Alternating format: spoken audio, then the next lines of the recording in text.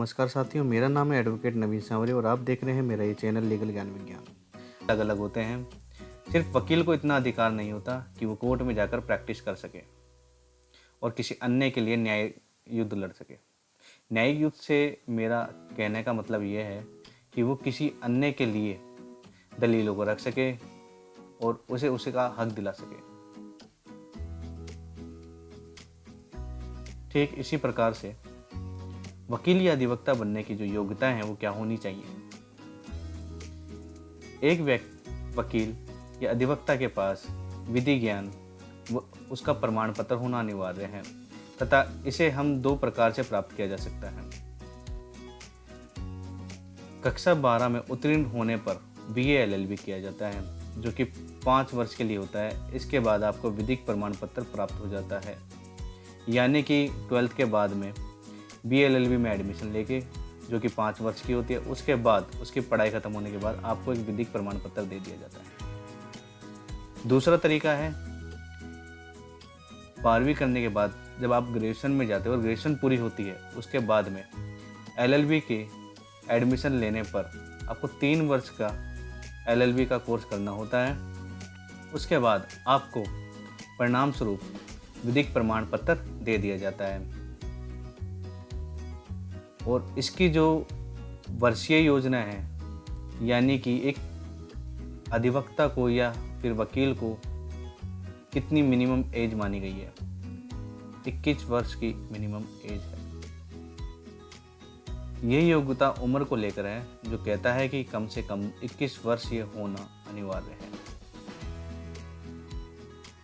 वकील या अधिवक्ता को पंजीकृत होना जरूरी होता है, लेकिन क्यों? वकील को तो कोई ज़रूरत नहीं है पंजीकृत होने की, ये मैंने गलती से लिखा। अधिवक्ता को ज़रूरी होता है क्योंकि वो कोर्ट में केस लड़ना चाहता है किसी अन्य के लिए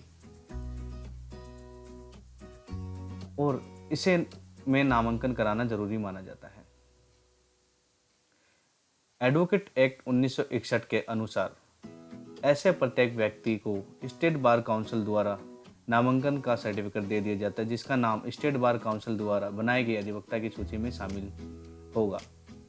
कहने का मतलब है जब एक वकील अपनी ग्रेजुएशन की डिग्री लेकर जब वो LLB करता है और LLB के बाद में जब उसे LLB की डिग्री मिलती है, उसे वकील बनने के लिए, वकील तो वो बन जाता है लेकिन एडवोकेट नहीं बनता। उसे एडवोकेट बनने के लिए जो स्टेट की बार काउंसिल होती है उसमें जाकर नामांकन कराना पड़ता है और उसकी सूची में दर्ज होना पड़ता है। जब वहाँ से सूची में दर्ज हो जाता है नाम, तो आपको लाइसेंस दे दिया जाता है ताकि आप कोर्ट में जाकर प्रैक्टिस कर सकें।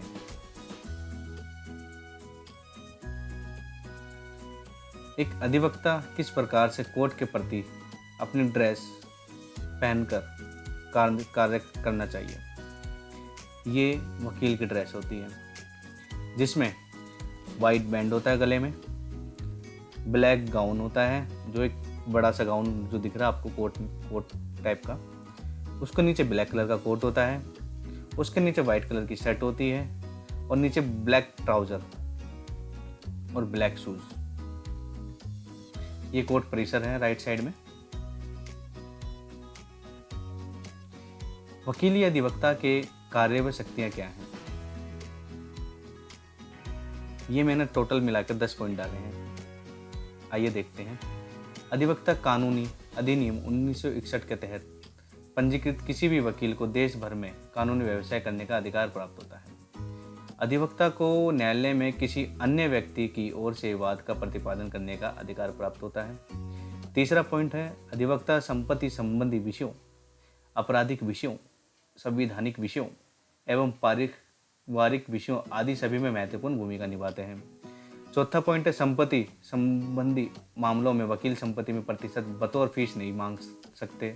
यह बार काउंसिल द्वारा अनुमति प्राप्त नहीं है। किसी संपत्ति के मामले में वह उक्त संपत्ति खरीदने या उसकी बोली भी नहीं लगा सकता। ये 5वां था। अभी 6ठा पॉइंट कहता है, उच्च न्यायालय में नामांकित अधिवक्ता को देश के किसी भी न्यायालय के समक्ष प्रस्तुत होने का अधिकार होता है। सातवें पॉइंट कहता है किसी अन्य राज्य की बार काउंसिल में पंजीकृत कोई वकील किसी दूसरे राज्य की बार काउंसिल में अपना नाम के तबादले के लिए निर्धारित नियमों के अनुसार आवेदन कर सकता है। आठवां पॉइंट, अधिवक्ता अपनी योग्यता अदालत में अपनी स्थिति विशेष जानकारी या कानूनी अनुभव के आधार पर वरिष्ठ अधिवक्ता बनने का अधिकार है तो उसे सहमति से वरिष्ठ अधिवक्ता बनाया जा सकता है। नौवां पॉइंट है, वरिष्ठ अधिवक्ता किसी अन्य व्यक्ति के बगैर उच्चतम न्यायालय में पेश नहीं हो सकता। दूसरे अधिवक्ता का नाम रिकॉर्ड में होना चाहिए। 10वां पॉइंट कहता है राज्य की बार काउंसिल के पास अपने यह पंजीकृत वकीलों के विरुद्ध कानूनी कार्यवाही का अधिकार होता है। इस कार्यवाही के विरुद्ध देश की बार काउंसिल में अपील की जा सकती है। अब ठीक इसी प्रकार से अधिवक्ता कल्याण कोष क्या होता है। अधिवक्ता कल्याण कोष का मतलब है कि जितने भी एक वकीलों की या अधिवक्ताओं की जो बिरादरी है उसमें कई बार योग्यताएं कम होती हैं, मतलब कि फिजिकली चैलेंज हो गया, घर की जो दृष्टि है वो थोड़ी सी कम है, सुचारू रूप से घर नहीं चला सकते, तो उनकी मदद के लिए ये अधिवक्ता कल्याण कोष को बनाया गया था जो कि 2001 में बनाया गया था, जो कहता है कनिष्ठ वकीलों को वित्तीय सहायता मुहैया कराना, उनकी सामाजिक सुरक्षा सुनिश्चित करना और दरिद्र एवं विकलांग वकीलों के लिए कल्याण कार्यक्रम चलाना कानूनी बिरादरी के लिए सदैव महत्वपूर्ण रहा है। कई राज्यों ने इस विषय पर अपने अलग विधान बनाए हैं। संसद में अधिवक्ता कल्याण कोष कानून 2001 में पारित किया है। ये कानून उन राज्यों और केंद्र शासित प्रदेशों के लिए मान्य है जहां इस विषय पर कोई कानून नहीं बना है। इस कानून का उद्देश्य है कि संबंधित सरकार अधिवक्ता कल्याण कोष का गठन करें। इस कानून में यह अनिवार्य है कि हर वकील किसी भी न्यायालय, न्यायाधिकरण और प्राधिकरण में वकालतनामा दाखिल करने के लिए निश्चित मूल्य के टिकट लगाएं। अधिवक्ता कल्याण कोष टिकट से जुटाई गई राशि अधिवक्ता कल्याण कोष का एक महत्वपूर्ण स्रोत है।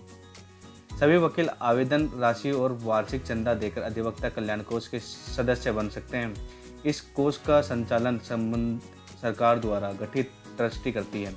सदस्य को गंभीर स्वास्थ्य समस्या होने पर इस कोष से अनुदान राशि दी जाती है या वकील की प्रैक्टिस बंद हो जाने पर एक निश्चित राशि का भुगतान किया जाता है। वकील की मृत्यु हो जाने पर उसके कानूनी उत्तराधिकारी को भी राशि देने का प्रावधान है।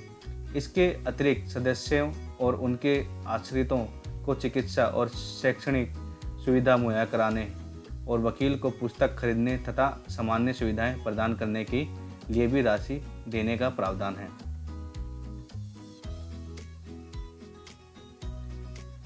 तो दोस्तों, आज हमने इसके बारे में जाना कि वकील या अधिवक्ता कौन होता है, इनकी शक्तियां क्या होती है, वकील बनने के लिए क्या क्या योग्यताएं चाहिए